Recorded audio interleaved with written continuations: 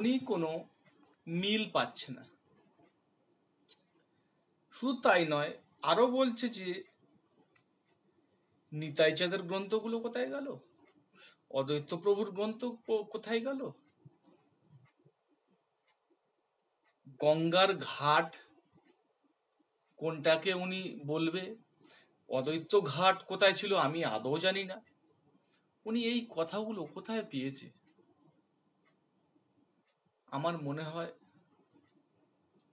ওনার এই কুরুচিকর মন্তব্য না করাটাই ঠিক ছিল। যে গৌরহরির নামে পয়সা কামিয়ে খাও, তোমার এত যদি জানার উদ্বেগ হয়, তোমার গুরুঘর ঠিক করো। তোমার যদি বিশেষ কিছু জানতে হয়, তাহলে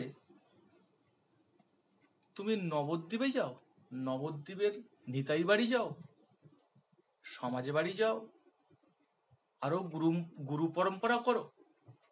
তোমার যদি এত উদ্বেগ মহাপ্রভুর, সত্যি মহাপ্রভুকে পিটিয়ে মেরেছে কি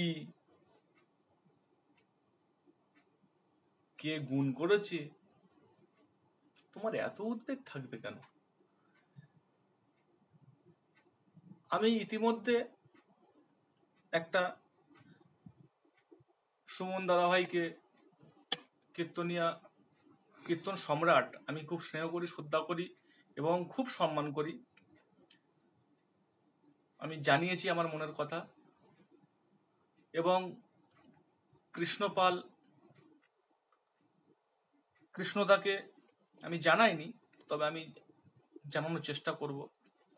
এবং শ্রদ্ধেয় রাধাপদ ঘোষ মহাশয়, আমারও খুব পছন্দের কীর্তনিয়া,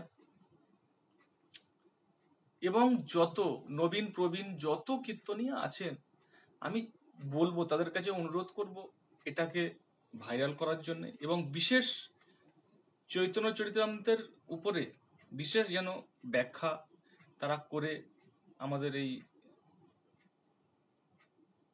চ্যানেলের মাধ্যমে বা সোশ্যাল মিডিয়াতে বা সুন্দরভাবে যেন তার মহাপ্রভুর নামের যে কুরুচিকর মন্তব্য সেইগুলো যেন পরিস্ফুটভাবে সবাইকে জানাতে পারে। এবং উনি যে কয়েক হাজার মানুষের মাধ্যমে এই যে কীর্তন আসরে দাঁড়িয়ে তুলসী কি অপমান, হনুমানজি কি অপমান,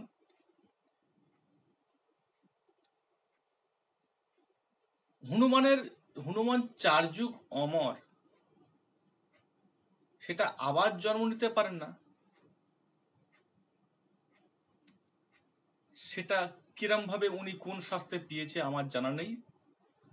তবে ওনাকে আমার তরফ থেকে আমি এখন থেকে, আজ থেকে আমি এটা করতেই থাকবো। আর আমি ওয়েস্ট বেঙ্গলে আমি আমার যতদূর যাওয়ার সাধ্য হবে, উনি যেখানে প্রোগ্রাম করবে, আমি কিন্তু সেই প্রোগ্রামে আমি আমার ক্ষমতা দেখাবো। কিরম ক্ষমতা? ওনাকে ক্ষমতার বলে, আমি আমার ক্ষমতার বলে আমি চেষ্টা করব ওনাকে অপদস্থ করার, এবং আমি প্রশ্নগুলো তুলে ধরবো একদম পুরো কোনো প্রত্যেক কমিটির উপরে। তো আমি মহাপ্রভুর জন্যে, মহাপ্রভুর আমাদের ঘরের ঠাকুর, কাছের ঠাকুর, আমি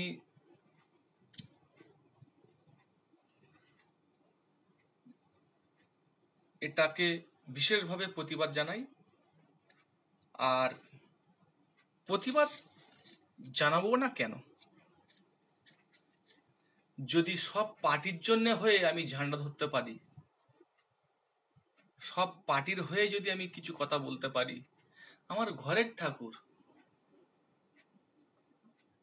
সেই ঘরের ঠাকুরের জন্য আমি ঝান্ডা ধরতে পারবো না?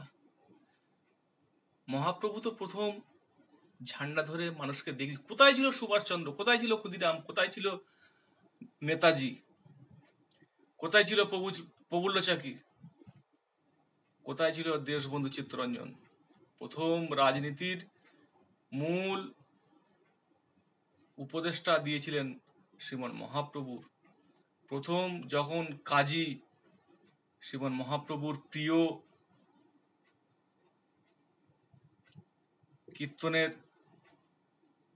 শ্রীখোল করতাল ভেঙে দিয়েছিল, তখন মহাপ্রভুর সাথে মহাপ্রভুর প্রথম প্রতিবাদ, সেই মশাল হাতে করে নিয়ে মহাপ্রভু প্রতিবাদ দেখিয়েছিল এবং সকল নবদ্বীপবাসী তখন মহাপ্রভুর সাথে সামিল হয়েছিল। চাঁদকাজির উদ্দেশ্যে তারা রওনা দিয়েছিল। ছোট ছোট বাচ্চারাও মহাপ্রভুর সাথে ছুটে গেছিল। মহাপ্রভু গিয়ে দেখে চাঁদকাজি এক খাটের নিচে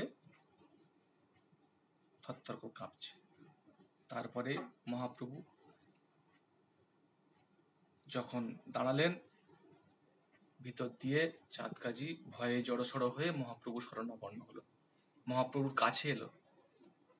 মহাপ্রভুর কিছু বলার আগে মহাপ্রভুর কাছে করজোড়ে ক্ষমা প্রার্থী হলেন এবং তিনি যে অন্যায় করেছে তার একটা চিহ্ন তার বুকের উপরে দিয়ে গেছে, যে নৃসিংহদেবের সেই বক্ষ চিরে সেই সচিত্র তার বুকের মধ্যে ছিল। যাই হোক, সেটা হচ্ছে লীলা প্রাসঙ্গিক এবং সেটা আমরা দৃঢ়ভাবে বিশ্বাস করি, জানি। আমার যেটা কথা বলার উদ্দেশ্য, আমাদের সমাজ বাড়ি আছে, নিতাই বাড়ি আছে, প্রভুপাদ নিতাইচাঁদের বংশধর প্রাণগোপাল গোস্বামী মহারাজজি, শতকোটি দণ্ডবত, এবং আরো যারা সিদ্ধ মহাত্মা আছেন, এটাকে নিয়ে। এবং আমি সুমন দাদাকে বলছি, একজন কীর্তন সম্রাট আমি মনে করি, এবং আরো যারা বড় বড় কীর্তনীয় আছেন, অঞ্জন উপাধ্যায়, এবং সমাজবাড়ি আমাদের যত গুরু ভাই আছে, আমার শ্রীপাঠ শ্রী গুরুদেব সখীচরণ দাস বাবাজি মহারাজ, আমি ওনার হয়ে, বা রাধাকুণ্ডের যত সাধু মহন্তগণ, তাদেরকে আমি আহ্বান করি,